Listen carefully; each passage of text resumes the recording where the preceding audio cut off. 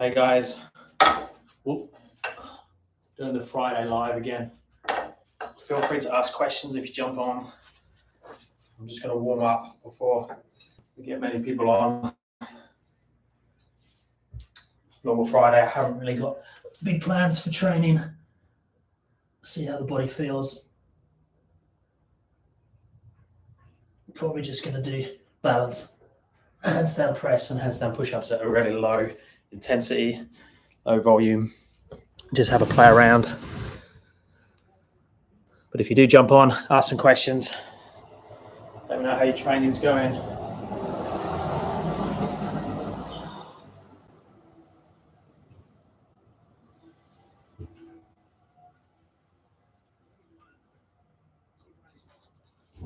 Just check I can do everything before I get requests.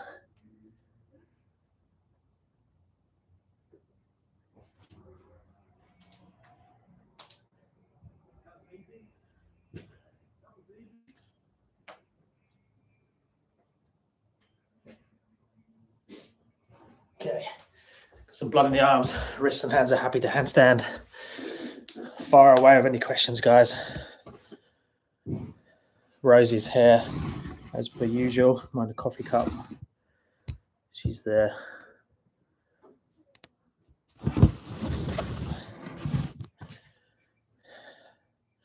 What's everyone working towards? Anyone stuck with anything?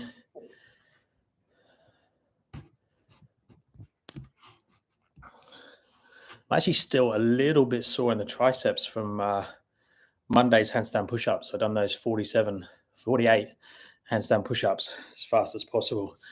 And just not used to doing that volume. I got pretty sore in the triceps. I actually struggled the next day. On Tuesday, I was making some muscle-up content. And I was struggling to get through on the transition. I was wondering why. And I was just super sore from all the handstand push-ups the day before. So I'm blaming that.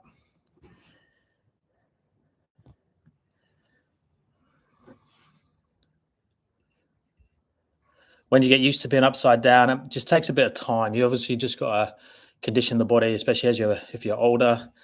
As kids, we're hanging around upside down all the time. So it's a very individual thing. But in a way, it's good because you want to slowly increase your volume. So not going too crazy out straight away, and then just slowly get your body used to it. Hopefully, it will sort of go hand in hand with your ability as well. So initially, most people will do like 30 seconds chest to handstand, and that'll be enough, and they'll have to come down, both from a just a conditioning point of view, and also the body just getting used to it. And then the more you do it, the more you get used to it. I still get dizzy if I do something like a load of forward rolls across a area or something like that. You know, something that's just is still upside down, but that rolling motion, I get really dizzy still doing that. But upside down doesn't seem to affect me in any way at all. But you'll get, I'll do like a handstand class, and I'll have half the class you won't see. They'll come back up after a 60-second chest to handstand and look totally normal. And then the other half the class will be bright red and, really struggling with it. And it won't be down to the younger people in the room or the most muscular people in the room. It's very up and down individuals. So it just slowly goes away with time and gets better as you go.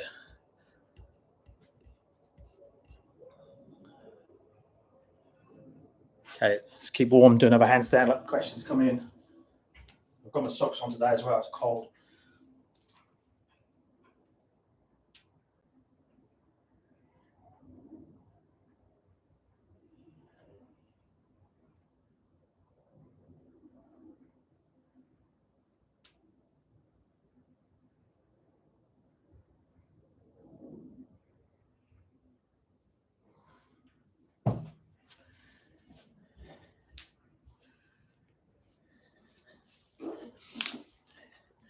Any other questions, guys?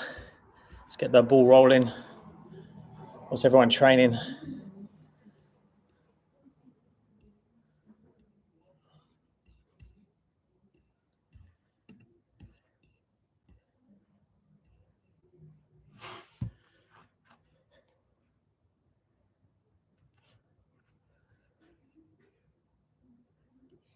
Okay, let's see if I've got a couple of handstand push-ups while we're waiting. Presses felt okay.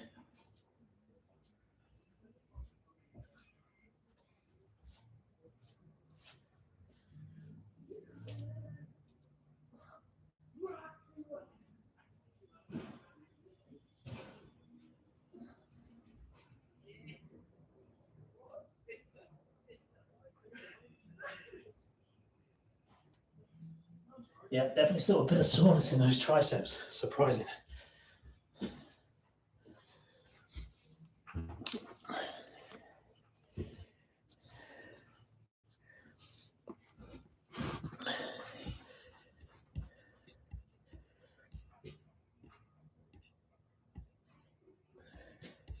Any other questions, guys? Okay, Mark. Hey, Paul, still working towards a 30-second freestanding handstand after following your tips from the last 3 months. I'm now achieved a hold at least every 1 in 3 kick-ups. Awesome. Any more tips? Yeah, obviously you got to start learning over time where you're strong. So that's one of the biggest things is knowing where your posture or position, what's suited towards your body. Everyone tries to have an idea in their head what their handstand is going to look like, and then they try and mimic that when they kick up. But now you've been putting some time in on your handstands, you'll start to develop an understanding of where you need to be, and allowing that to evolve, and also just try not to copy anyone too much on that, and also understanding how big your balance window is and where you should be kicking up to. So again, everyone's slightly different. So that could be down to head position, hand position. So as I get more confident in my hands are going to come closer together. When I'm starting, they're going to be a little bit wider. I might have a little bit of an elbow bend. And then when I kick up to my handstand, I might kick up there, or I might kick up higher in like that position. Used to your body type and your body finds more comfortable, knowing that it will change a little bit day to day, depending on how your mobility and recovery has been from the session before, and just how you're feeling on that particular day, whether you're cold, whether you're warm, whether you trained before, that type of thing. But also just adapting and knowing, what your body type is like in the handstand and where you're strong, and then try and see if you can see patterns between the ones that you catch and the ones that you don't catch. See if you can identify. So it's become like start coaching yourself. That works for when you catch, but that should start to evolve. So because the basic handstand practice is really simplistic. Like there's only 2 or 3 exercises you really need to learn a handstand. Even going through to a 1-arm handstand, like the drills are very, very simplistic. So it's just repetition and then slowly learning where you need to be for your body type. Hello.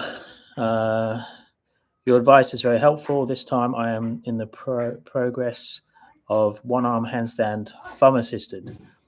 But my question this time is different. What exercises do you usually do when pulling and pushing? When I'm pulling and pushing, so normally my pulling and pushing is based on my handstand skill. So I normally alternate handstand push-ups. So handstand push-ups would be my pushing. And then my pulling, if I'm doing handstand push-ups, would be muscle-ups or chin-ups. And then if I'm doing pulling movements, so that's and then with the straight arm, I do something like a skin the cat is a really good exercise because you're getting pushing and pulling. But most of the time for me, it's press handstand or planche would be a push, straight arm.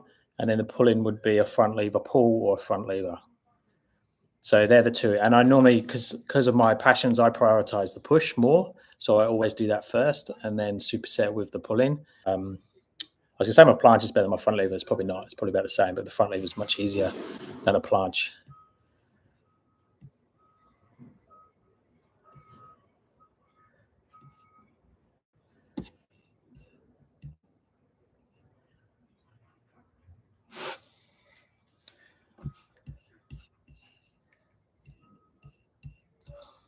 Does tendon strength also play a role in balancing? Look, just conditioning in general is going to play a role for sure. Your body's going to have to slowly get used to it. Obviously, the tendons and stuff develop and get stronger slower than muscle. you're just going to have to just slowly increase your volume and your intensity as well. And then your body will adapt. So I wouldn't worry too much trying to work it out unless you've got a particular problem or issue, like pain related or something. I wouldn't worry about what's actually being worked. Even down to what muscles you're working. That's the beauty of calisthenics and handstands. I'd focus on the skill itself and not trying to work out if if your serratus anterior is flexing correctly or something. Just go through the progressions of the skill and your body will slowly adapt to it.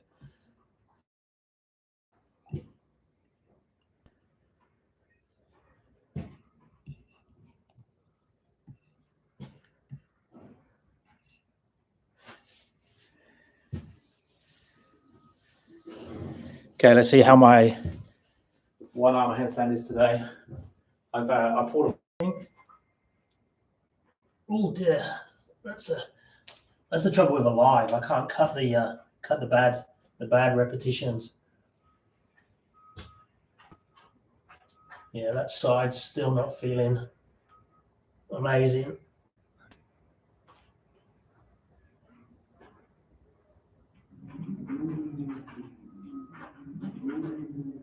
Yeah, not great. Yeah, I pulled something in my side here, so I haven't done any sort of sideways movement.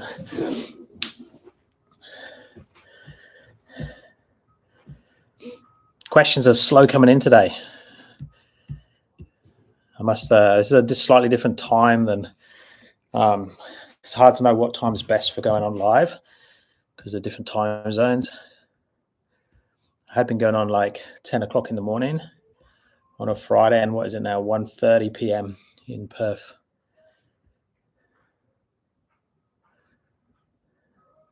What I usually do on rest days, especially for the wrists, I don't really take a rest off my wrists. I'll go up and down with the intensity and volume, but I'll do something on my hands every day. And I'll normally do some sort of hanging every day as well.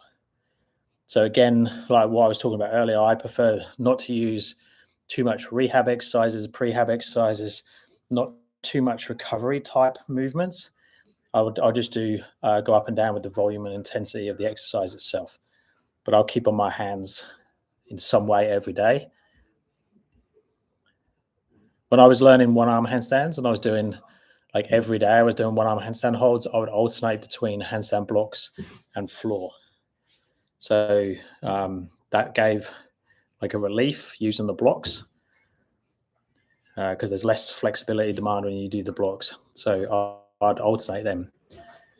And I've always had to be careful wrist-wise if I try and do too many like false grip muscle-ups and handstands, handstand push-ups, planches and stuff, just because of the extreme difference between the false grip position and the handstand position going between the two.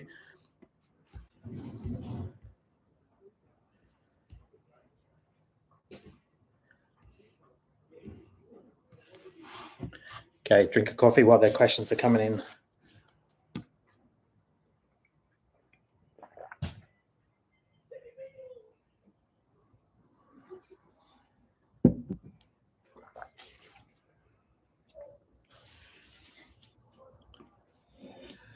How can I make my grip strong? I experience pain just by hanging. I would hang, but create more space. So the easiest way to make the hang a little bit easier is to go a little bit wider with your hands. You can cup the bar instead of putting your thumb around it, which is easier from a flexibility point of view. But if you're getting pain when you hang, excuse me, I would deload it quite a bit and see if that helps. So go 50% of body weight. I'll just put a step, or if you've got a bar here with toe assist. So now I haven't got all my body weight in that position. So I just slowly increase that. Also look at the difference between, I don't know if you can see this bar. So this bar I put up for, especially for rings. That's why it's so close to the top here. So I've got maximum back clearance, but that's a very skinny bar. So hanging on this is going to feel very different for the wrists and the hands than it is to hang on like this bar. Look at the thickness difference. Whoa. So that's going to be very different to hang off there than it is to hang off there. To create more space, you can go into more of an active position. So active position, see I'm pulling myself up slightly, got a slight bend in the elbows. I'm retracted and depressed, or more depressed my scapula, my shoulder blades, as opposed to passively hanging there. This is the ideal position to do passive hangs or longer duration holds, but some people need to be there to create a bit more space and make it more comfortable. So I would try toes on the floor if you're still getting discomfort. The other way you can do it is just hang in things like rows, which again is easier from a mobility point of view and a strength, because you've got way more mobility here than you do in that position. So if you hang off something that way, it's going to be easier, and then just slowly increase the volume. Other people will use things like a squash ball or like a massage ball type thing in your hand and do that sort of thing. But normally I'd go a hanging route with less weight.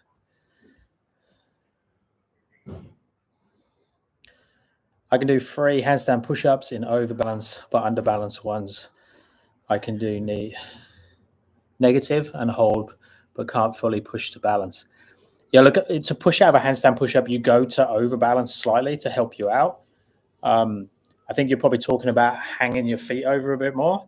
So that probably just means that your underbalance strength, being able to open and close, so that shoulder position. So like getting really good at this type of thing. So getting very good here and being able to come back to that position, because then you can add a handstand push-up there. But I'm still going to use slight overbalance as I push back up, but my body just doesn't look like it's going that overbalance, but I'm doing that to come back up. So I'm going through that angle. You're probably talking about, you can do your handstand push-ups if you keep your body like this all the time. So you come down here and then like that. So all I practice is that underbalance movement and go like a hybrid between the two. Having your legs slightly apart as well, but keeping the body straighter is a good in-between as well. So don't force yourself.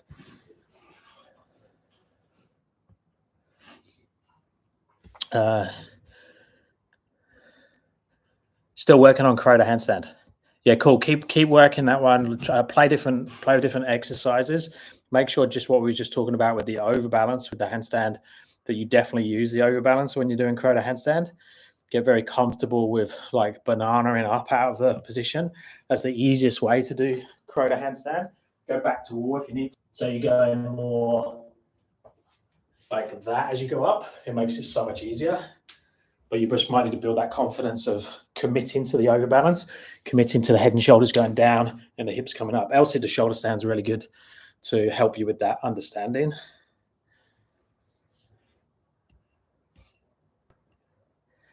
I'm stuck at 25 to 30 handstand balance for a long time. Yeah, normally if you can get to around 25 to 30 seconds, it should multiply quite quickly.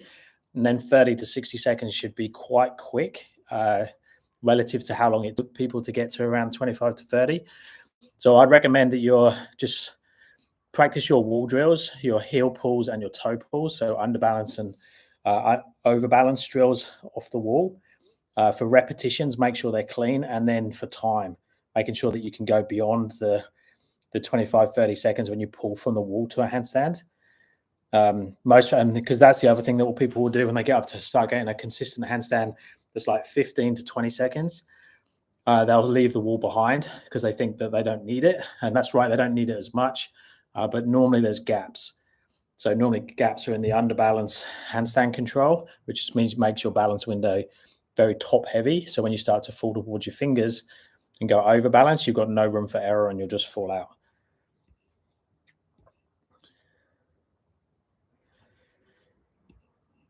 You got the Croda handstand twice, but not again. Yeah, just work on that eccentrics, practice those L-sit to shoulder stands, get used to that overbalance to help you out. And make sure your balance is strong enough and it will come. Just took a break for 2 to 3 months for my exam. Now my push-ups and pull-ups, very low count. What should I do to increase soon? So just drop back to how you learn them. So everyone will have like a preference on how they learn those skills. So whatever variations you were doing before, just think of a progression that's slightly easier and drop back to that. And don't try the progression. Like test it occasionally, but don't go back in at the progressions that you were doing. You just need to give your body, take it back. It'll come back quickly, but you just need to go back on the progressions.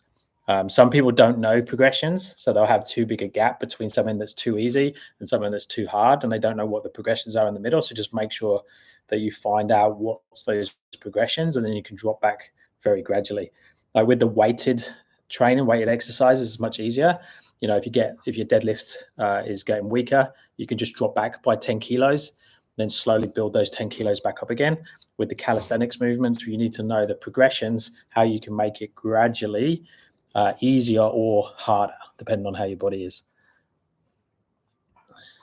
One ages ago, had it in the car. So when I'm in the car, I would use it. I didn't really use it enough to get an effect from it. It's going to make your grip stronger, but it's relative to squeezing something variation that you can do as opposed to bicep curls. So you want something that's on the progression line towards the actual skill. If you can't hang for any reason, then something like that would be good.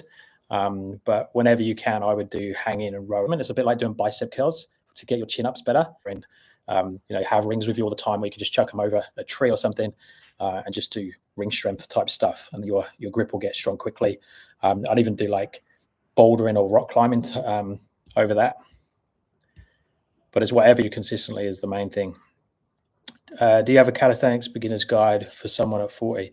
Yeah, I've got lots of YouTube videos based for people around that age. One, because that's what I learned all these skills. So I started this when I was 37. But I've got 2 or 3 videos specifically. Just search in my YouTube videos for that. And I've got specific programs for beginners, calisthenics on my app as well. So it depends whether you want the free ones or paid. Should I increase the distance between me and the wall doing those drills? Yes, if you can control them. But ideally, when you're learning to handstand balance, you want to be able to do those. Is harder because I'll go out of my balance window. Drills at different levels and fall down. But I'm further away from the wall, even though it's harder to come off the wall, I've got more time now to find my balance and hang out in that position because I've got a bigger space to play around with there. Where if I'm very close to the wall, it's harder. But yes, I would work progressions on and off the wall, different distances, both chest to wall and back to wall. And you could look for gaps as well, because you've got a bit of good balance already in places. Look for gaps where you don't have good balance. So it'll either be chest to wall, back to wall, or different distances, you'll find those gaps.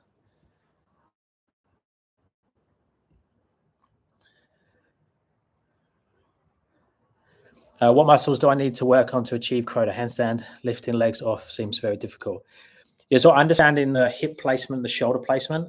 If you look at the video I put up yesterday about the crow to handstand, if you go through all those variations, like the single leg ones, the seesaw, moving the head and the head and shoulders down as the hips come up and vice versa. So moving up and down like that. L-sit to shoulder stand.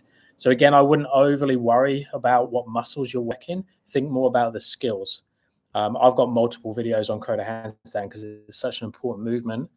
Just go through the progressions on those and find the ones that you struggle with. Pike push-ups are going to help.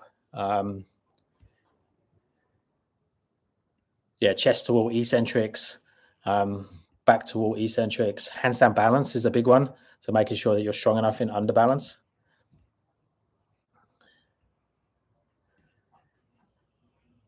Hey, I'm a big fan. Greetings from Germany. Hey, I've been to Germany a few times. I used to work for a pharmaceutical company I was an engineer in the UK. And we used to fly to Boehringer Ingelheim, which was in Ingelheim, Germany. Cool. I was working those today. Great. Yeah, awesome. And just give that time, like understanding it. Most people are strong enough for crow to handstand. They've just got to fully commit and be in the sweet spot when you've got even more strength than you need. then you can be in the wrong place and still get up. But if you've just got just enough strength, everything needs to be perfect. When doing pike push-ups, my legs lift automatically, but I don't want it to. That's a good issue to have. If your legs lift automatically, that's a goal for most people. So if your legs come up, I wouldn't overly worry. Obviously, you can make it harder. So you could go to a deficit with the hands. So you can go take the head below your hands, which will probably make your legs come off even more. But you can lift your legs up onto a box as well, and just take your hands a bit further away from your feet if you wanted to get more repetitions. But I wouldn't necessarily call that an issue. That's a cool issue to have. Any advice for calisthenics intermediate? Learning handstand for 6 months, can hold chest to wall for 45 seconds, but unable to or scared of back to wall, have never done it. Do you mean scared of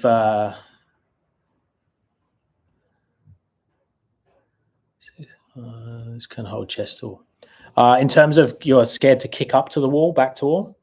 And because most people are scared chest to wall to start doing the balance drills.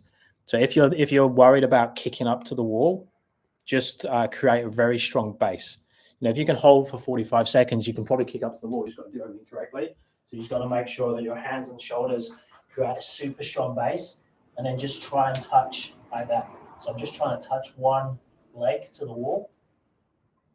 And then once that's comfortable, start taking this left leg that's touching, or whatever leg you kick it up with, higher up the wall. Like that. I'm not a big fan of doing this and then bringing this one up, because that's always going to be too low. Then you're relying on the wall way too much. But build that confidence first. But the strong base is the biggest thing. Yeah, kicking up. Yeah, I've got 2 or 3 videos on the kick up and how to break it down. What you don't want to do is scare yourself. So having that bent leg that comes over and touches the wall, just so you can understand where the wall is. And to start with, if you just want to kick just a little bit, come back down, a little bit further, come back down, just do it that way, and then slowly build the confidence, go higher up. If you do a few every day, you'll be surprised how quickly you can get up. Good morning, Paul. I'm 8 weeks into building full forward, but pushing my fingers. But I have no idea how I can prevent falling towards the starting position. So like this one, I go through all the time, and it's the most important thing for handstands. It's the gap that most people have. It's the thing that will take you from a 10-second handstand to a 30-second handstand. So building that under balance control is super important. So that's understanding how to do it. So like how you should do it, and then learning how to do it, which is challenging. But understand the principle first. So if I just kick up here, there's no way I can hold up in a handstand. I have to take my shoulders past my hands, which allows me to kick up and stay in an underbalance. That way I can go from handstand to this underbalanced position, but it's because my head and shoulders have come forwards in that direction. So understand that principle, so you can visually see how I'm not falling. So that's number one, understanding that. And then number 2 is training. Now the scary version is this way around. It's the best drill, but it's scary. So here you can have someone stand behind you and stop you going over, put their hand on your calves, but learning to pull from the wall, using the shoulders like that, is the thing that's going to build that control and underbalance. But you need this strength. So building that, so you can take the shoulders past the hands slightly, and then you'll be able to do repetitions and pull from it, but you might need someone there to start with in that position. You also go this way and practice it, but it's really hard to stop in that position. So back to wall feels safer, but it's way harder to learn it.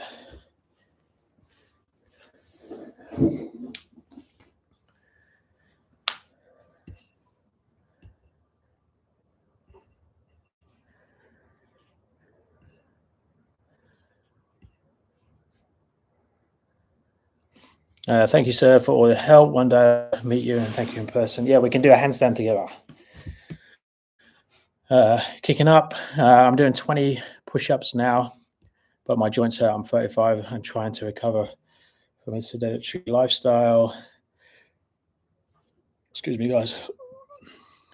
Currently, I'm struggling with reaching 70 kilograms. Do you have any recommendations for food and diet? Yeah, food and diet. I don't go into food and diet because it's such a messy subject to talk about. The biggest thing is just everyone knows what good food is and everyone knows what bad food is. Fruits, vegetables, and I'm a meat eater, so that's my diet.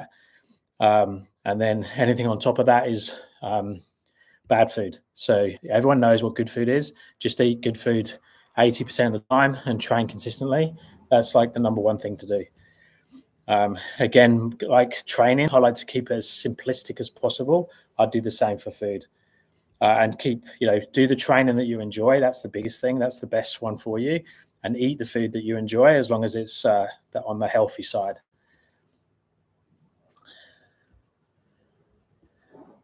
It is something that I have to keep an eye on, though. Likewise, I would happily eat lots of carbs from the UK. So my all the foods I like are all heavily carbs. So cutting back on those is the especially as I sort of got over 40, I have to be super careful because it definitely makes a difference with the calisthenics. Thank you, Adabad, for attempting the kick up, but after watching the recording, I didn't push into the ground much and collapsed in. Yeah, most people will do that. They'll go up and over. And if you do have a fall, then it will put you off and set you back a long way. So just go really slow, build the control, practice things like crow, arm balances, frog balances, things that are very low and controlled to the floor, and just slowly work the progressions. And if something feels too hard, just find a progression that's slightly easier. Yeah, awesome. Let me know how you go with those kick-ups. Thank you so much. I think it's a pleasure. After finishing beginner bodyweight strength, what is level 2? It depends what beginner bodyweight strength you're talking about. The cool thing is, so once you've done beginner levels of something, so if it's like what I would call beginner is things like working up to dips, chin ups, skin the cat, those type of movements, and then chest or handstands and things like that. And then it's just progressing them into more skill-based movements. So if you're working push-ups, rows, then you go to chin-ups, dips, then you go to pike push-ups, and then planches, front levers, and stuff like that. But just start with the most beginner ones. But it depends what program or what levels you've been following, and then just progressing on top of that. It's obviously hard to give full details there. Do you recommend anything to wrap around your wrist? No, I don't. Never wear anything around my wrists. Never do, apart from if I'm doing lots of muscle ups or ring work. I'll put tape around them if I start to rip. I like to have a callus and just keep that. I don't like to take that off because then I'll have raw skin there all the time. Because I don't muscle up and stuff as much now, I rip quicker. So that's the only thing I'll put around the wrist.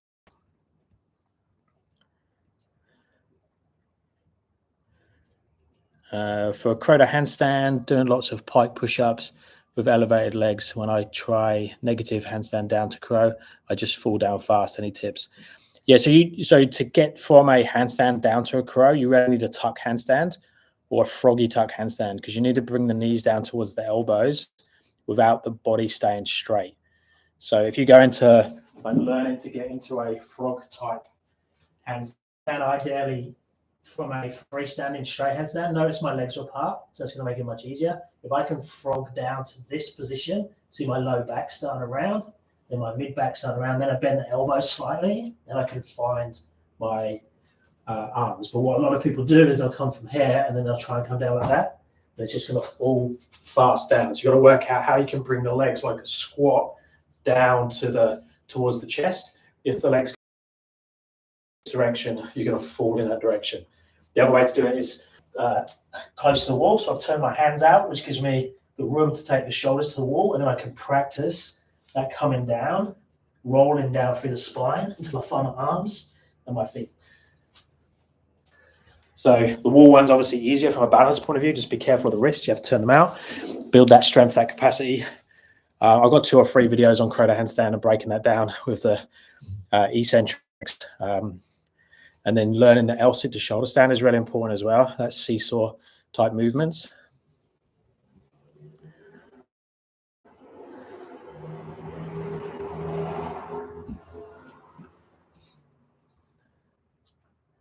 How old are you, Paul? I just turned 48. I was 48 on Monday. I'm 50 now and have finally rediscovered this, but that's awesome.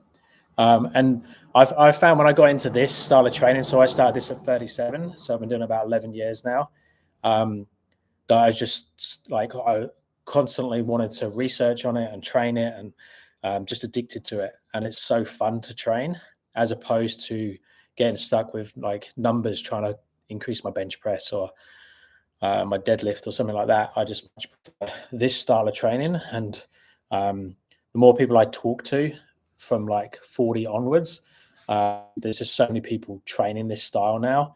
I think it just really fits with getting older as well. Not that 50's old. There's plenty. I've got clients in their 60s and things. Can you demonstrate the two-hand legs stretched out horizontally in midair?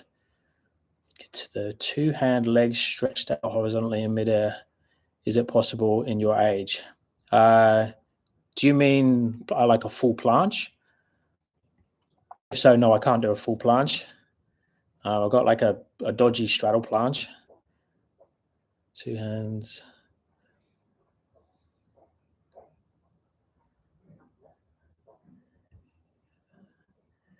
Yeah, just let me know what you mean. I can do certain things, but not that. When did you start calisthenics? So I started 37. I saw a picture of Ido Portal in a one-arm handstand, and then said I wanted to learn that, and that's what started that journey. However, and then from that and CrossFit, I managed to get a false grip muscle up type thing, and that was just before I got into calisthenics. So I say 37, so it's probably 36. I was doing like Olympic lifting, CrossFit, and handstand push up type movements up against the wall and things. But I've always been able to do like an 8 to 10 second freestyle handstand. I think when I started, my best was a 13-second freestyle. Yeah, if you send me, if you either join, if you're using my app, if you join the Discord, and then I can have a bit more of an in-depth conversation with what level you're at and be able to prescribe you the right direction to go into on the app. Because that's the hardest thing in designing the app and doing all the programs, is that everyone's levels are completely different for all the different things, whether it's handstand balance, whether it's flexibility, whether it's strength. So that's super challenging to design an app that fills everyone's goals as well, and all the different levels and everything. So I'm putting lots and lots of content on there, and I'm trying to design more and more programs that make more sense for multiple people. That's why you can pick all the different progressions and everything, but it's very, very challenging. So if you message me on the Discord, there's a link at the front of the app now. You can click on that and go to the Discord. I'll be able to have a bit more of a conversation with you there, and we can discuss which levels are best for you and what programs are best. But it definitely depends on your goals and that as well.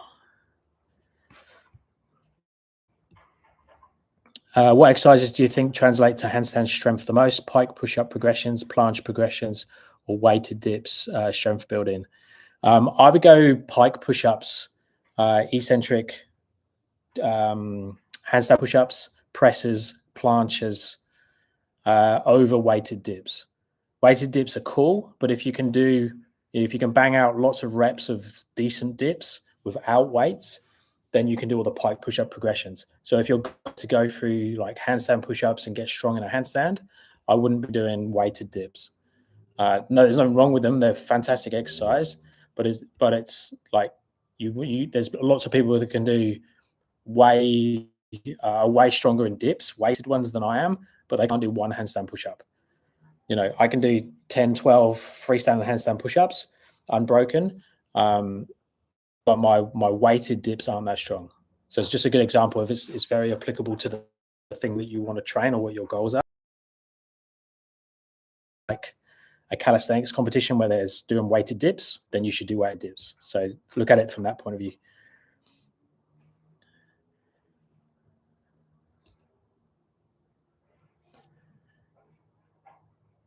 Yeah, I'll check. I'll talk to you on Discord if you jump on there, and I'll give you some direct feedback on where you're at with everything.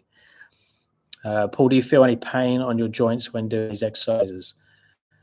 What do you do to reduce pain and strengthen joints? No real pain. I have occasionally I'll get aches and pains from doing something a bit silly.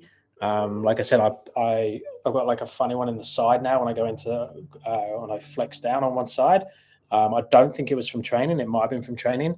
I got a funny shoulder the other week from I was on my VR headset. I was killing zombies. And my shoulder went like I got a burning sensation down my shoulder, but that's 100% better now. No, I don't really get any aches and pains from training. I get sore occasionally from muscular sore, but no real pain. But I am sort of looking after myself, being a bit clever with my intensities that I'm using. I would love to get more into ring strength again. I was pushing the ring strength stuff quite a bit, but I found with the ring strength stuff and the handstand push-ups and the planches, my wrists and stuff were getting like quite sore and fatigued. And my forearms and my elbows and stuff would hurt. As soon as I backed off on the intensities and just sort of ride that a little bit more, don't push intensities in different directions at the same time. So I'm not going to be doing like 90-degree handstand push-up sets plus muscle ups, plus like trying to get back rolls on rings and all that sort of thing. They're all the things that flared up elbows before, like one arm chin stuff and things like that. So I'll only go very intense on one element at a time. And for me, the pushing is taking priority at the moment. Saying that, I do take high levels of vitamin D, fish oil, magnesium, and I try and have a sauna ice bath once a week. That's all I do for like recovery and stuff, and try and eat quite well and drink as much water as I can. Yes, full planche. Had to look it up. No, I don't have full planche. I was training towards it at some point. I got like a 2 to 3 seconds in it, if you call it that. It just takes much time and dedication to get into a full planche position. I can do like, this is the planche level I have cold. This will be a good test. So like that position is what I would hold for about 5 seconds once I'm warmed up. You do full planche. I didn't get your reason. Is it due to injury? No, it's such a specific thing. It's a bit like a one-arm handstand. If you want a full planche, you have to really put in to get a full planche, sets of reps for that thing. Yeah. So I just haven't gone down to get it. I'm pretty confident that I could get it. I think most people could get it. But is that you mean every person have their right? Probably a few way to progress, because I see most people doing chest to wall. Any chest to wall or back to wall one arm handstand work. I do it all freestanding, and that's where I would program it as well. Very occasionally I'll do it with clients, but most of the time it's just freestanding fingertip support and holding there for reps and time. That's the simplest way to get one arm handstand.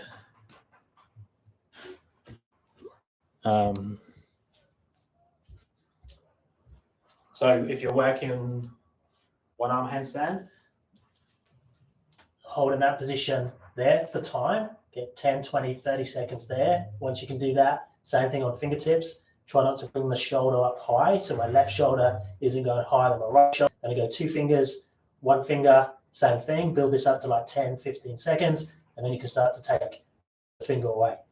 So that's all I would do handstand.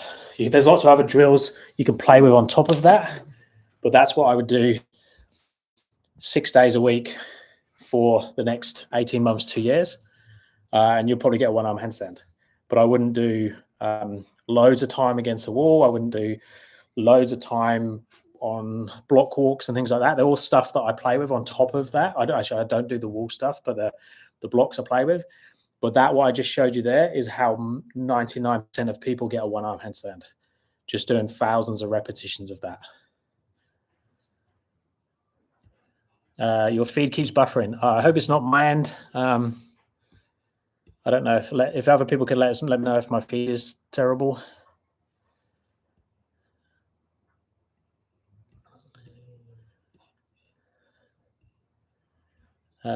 Thanks. Yeah, I can do 15 to 20 dips comfortably and maybe 30 kilogram, but pike push-ups could use some work. Haven't started planche training yet, like cleans. However, no freestanding handstands still. Yeah, so it's up to you in terms of what your goals are. But like if you can do 15 to 20 dips comfortably, I would go to ring dips if that's on a bar.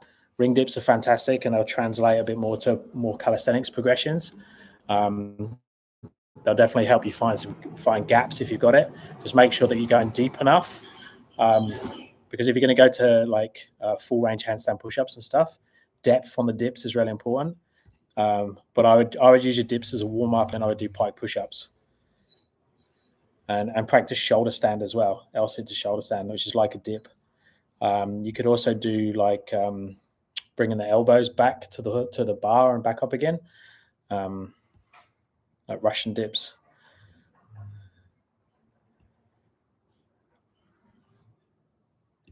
I need to refocus my training because handstand is my biggest goal and why I started. Yeah, that's the biggest thing. Like, work out what your specific goal is, and then just work out your training around that.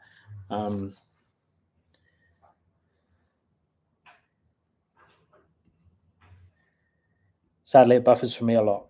Maybe it's my end. Yes, it's buffering. Double check my Wi-Fi. Okay, yeah, it might be buffering. I've got the my two boys are home off school. It's school holidays at the moment, and they'll be playing PlayStation and Xbox in their room at the moment. So I'm guessing that might be partly because of it. Are there any advice for mobility and hamstrings? My biggest challenge won't improve whatsoever. Thanks for support. Keep it up. I put a specific video out like 10 days ago for hamstrings, where I go through all the different exercises. Consistency is key. So I would be visiting your hamstring stretch throughout the day. So not just daily, but throughout the day. So whenever you get up from your desk or your chair, just lean forwards, do a forward fold, do a single. If your hamstring's really bad, do a single leg hamstring stretch. When the kettle's boiling, just don't be intense, but just visit those positions all the time. So that's the quickest way to do it. So like if I get up now, before I go into a handstand, so I might go into a forward fold now. So I might do that. And you might not call that a stretch, but I'm visiting the position. So I'm doing that all the time. So I couldn't hardly touch my toes when I started this at 37, and I was trained. I'd done Jefferson curls with a barbell every day to open up my hamstrings, and that was the quickest way I could do it. You have to be careful doing Jefferson curls every day if your body's not used to it because it's quite intense, especially if you're going to use a barbell. But doing what I just done, that forward fold position. If you're feeling it in the back, so if your back is rounding too much, go for a single leg movement where you're not using your back so much. So put your leg up on a chair. So every time you get up, do that type of thing. Just launch the knee backwards, keeping the back flat. Just do that for a few seconds on both sides. Just make it part of your routine. So pick something that you do all the time and use that to stretch. So whenever you put your shoes on, do it with a straight leg. Whenever you clean teeth, put your foot up on the sink or the bath or something. To just get like that as part of your routine. That's the easiest way to open up postural muscles that have got tight through posture.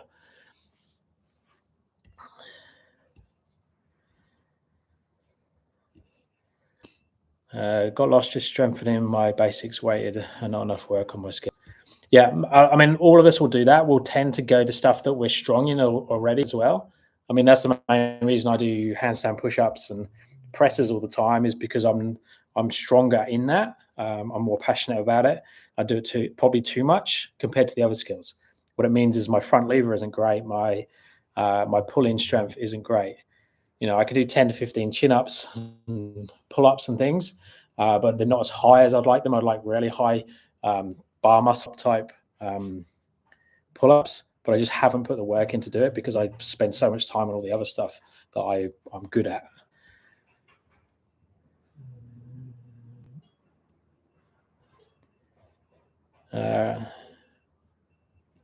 Recommend roasted almonds unsalted for stretching out your muscles. Roasted almonds unsalted.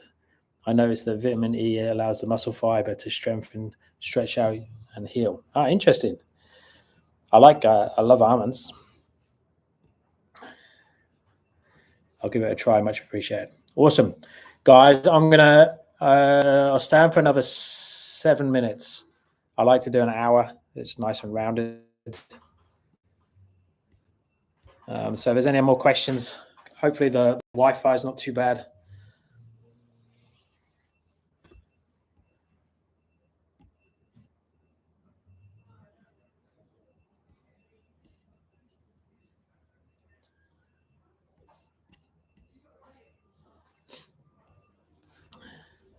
I find little often works for the weakest elements. Yeah, and I would do, like, there's nothing wrong with doing harder intense stretching. The trouble is, if you do harder intense stretching, then what tends to happen is you're sore for 2 or 3 days afterwards, and then when you try and visit the position, you're just not going to use so well the following days. So that's the down tense on the stretching. Is that soreness, is that the recovery that you need? It's not saying you don't get results that way, but my recommendation would always be to do little and often, visit the positions. And the stretching goes really well with our handstand practice, because I'd recommend the same for handstands. Like, if you can train for 15 to 20 minutes multiple times per week, instead of a 2-hour handstand session twice a week, I think is a much better way to go for learning something like a handstand. Same as when you was learning to walk. You didn't just do that twice a week, you've done it every day. I'd do the same on your hands. And stretching goes with the handstands. So stretch when you do the handstands in your rest periods. Whenever you're doing any training, use the time in between to stretch.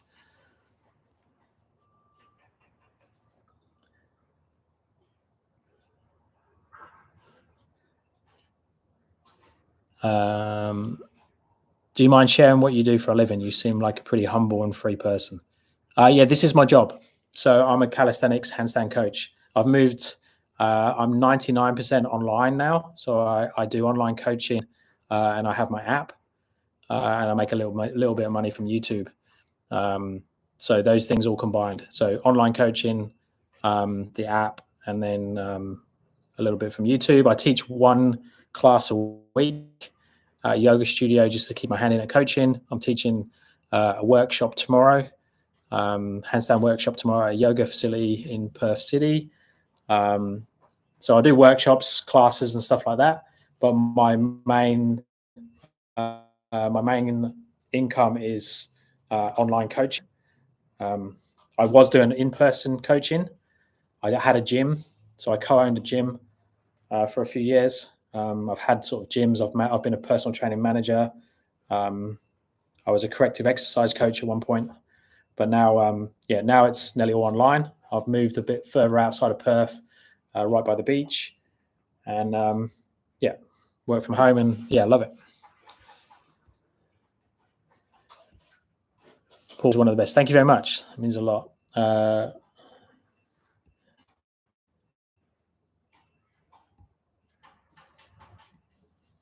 Super big baller. My right arm is my dominant arm. Yet when training 1-arm handstands, my left is much easier. Any tips for fixing the right shoulder? It doesn't sit properly and the muscles are small. I'm exactly the same. So I'm left-handed, but I've got like a 30-second 1-arm handstand on my right, 5 to 10-second 1-arm handstand on my left. So that's just the difference between them. It doesn't make sense. I've got a 1-arm chin up once, and that was on my right side. No, it was on my left side. Yeah, my 1-arm chin up was on my left side. Never got one on my right side, so I'm left-handed. But when it comes to 1-arm handstands, my right side is the strong one. It sits right much better in this position. I did hurt my left shoulder years ago, thought I was went to an adult gymnastics class and tried to do a backflip and hurt my left shoulder. So I always put it down to that, but it's very, very common to not make sense what side is the strongest. You'll find most hand balancers have a much stronger arm to one side to the other. And if you know what you're looking at, you'll see a circus performer and they'll be doing all the hard tricks on the other arm. So that's totally normal. If you're not getting pain from it, I wouldn't overly worry about it. I would just make sure you keep training it, but do the fancy skills and the harder stuff on the good side. Imbalances are normal. Like a gymnast will only train rotation in one direction. So they won't train rotation in two directions because they want to be the best they can at those rotations. Trying to do, you're going to have a mediocre two sides instead of a really good one side. So I wouldn't overly worry about it.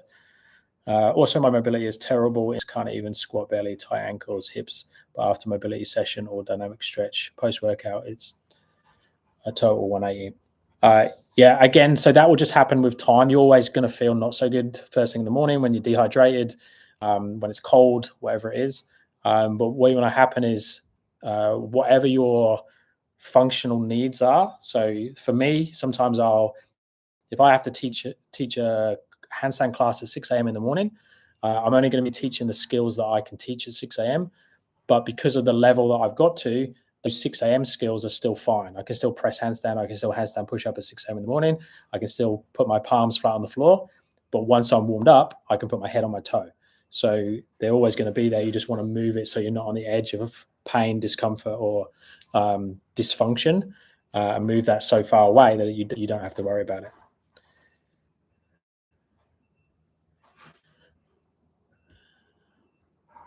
Paul is one of the best. I'll read that one out again. Thank you very much. Can I train skill first, then tomorrow strength training, like Monday skill training and Tuesday strength training, alternate that? Yeah, 100%. So that's a good way of doing it.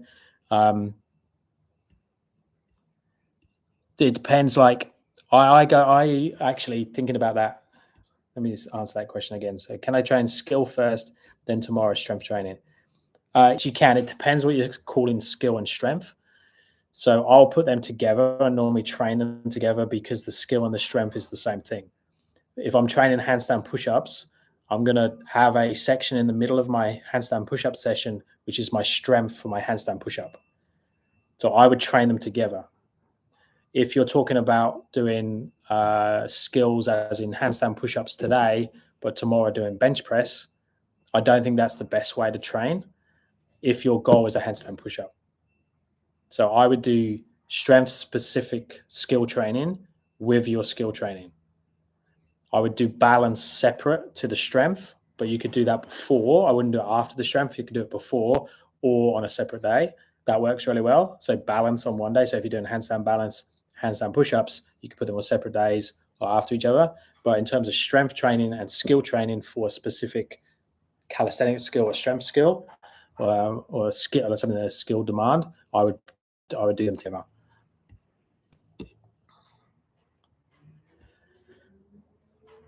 So cool. What's your lab's name? My Labrador is Rosie.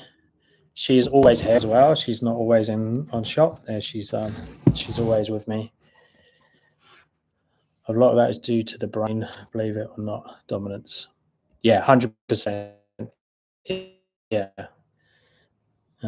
Thank you. Are you able to go tight into handstands or handstand push up without warming up your wrist? Does that come with time? Yes, I can do press, handstand push ups, handstands without really warming up my wrists. Sometimes they'll feel a little bit, but what I can do, because my handstand balance is so good, I can sit in the middle of my balance and not be moving around and use that as my warm up. So say it's first thing in the morning and I want to do a handstand push up. I might go into a handstand. I go into handstand. Notice that my elbows and my forearms are in. They're staying on top of my hands. If they go towards the fingers like this, or if I'm having to correct and rebalance my handstand all the time like that, that's what's going to hurt my wrist when it's not warmed up. So because I can sit so well into a handstand that's stacked on top of the wrist nicely, if I just do that for 20, 30 seconds, my wrists feel fine, and then I can go into handstand push-ups and presses. So someone watching wouldn't see me do a wrist warm-up, but I'm doing a wrist warm-up with that like easy loading. It'd be the same as like if you wanted to do a bench press and you're not warmed up. If you just got an empty barbell and just done some reps, you'd count that as a warm-up. So that's like my freestanding handstand. If I just stack everything nicely, it's not a demanding handstand, that's my warm-up for harder handstands. But obviously, the beginner who can't hold a freestanding handstand and they're moving around all over the place and their wrist is having to really work, that's not a good warm up for them. So they'll need a longer wrist prep.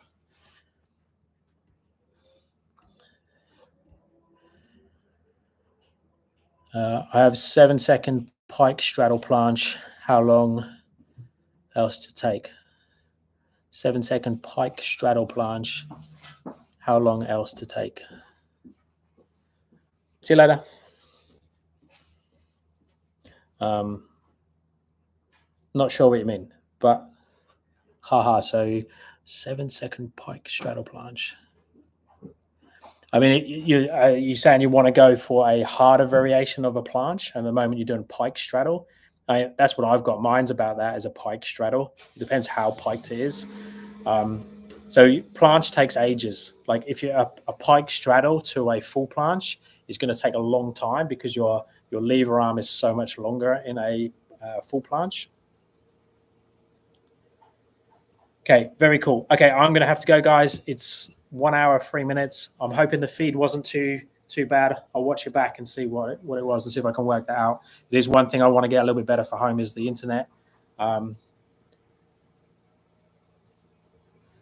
If you're watching the recording of this, or even if you're still on now and you want to ask more questions, stick them down in the comments and I will see those and I'll get back to them when I can.